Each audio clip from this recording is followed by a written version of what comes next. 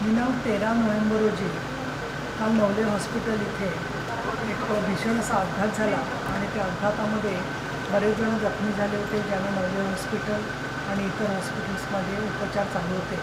त्यांचा डिस्चार्ज जरी झाला असला तरीसुद्धा प्रत्येक इथून दुसरीकडे गेलेले रुग्ण कुठल्या हॉस्पिटलला आहेत आणि त्या हॉस्पिटलमध्ये जात असताना काय प्रकारचे उपचार त्यांना देण्यात आले होते, काय सांगितलं होतं याची माहिती घेऊन नंतर सरकारकडे या दृष्टिकोनातून पाठपुरावा करावा.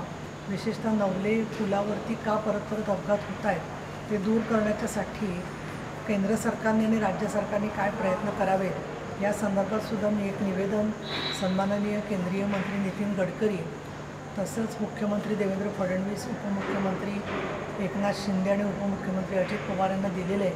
आणि त्याच्यामध्ये तीव्र जो उतार आहे त्याच्यामध्ये बदल केले गेले पाहिजेत. तसंच ड्रायव्हर्सना मोठ्या प्रमाणामध्ये प्रशिक्षणाची आवश्यकता आहे आणि रस्त्यावरती काही अडथळे थोडे तयार करून वेगावरती मर्यादा आणली पाहिजे.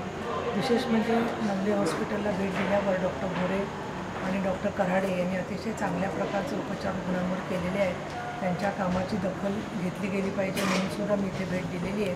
त्यांच्याकडून सगळी माहिती आणि अहवाल घेतलेला आहे आणि पुढच्या काळामध्ये हा भाग सुरक्षित होत असतानाच वैद्यकीय उपचार लोकांना मिळावेत या दृष्टिकोनातून या भागामध्ये निलेश गिरमे हे सन्माननीय उपमुख्यमंत्री एकनाथ शिंदे यांच्या मार्गदर्शनानुसार सातत्याने काम करत आहेत.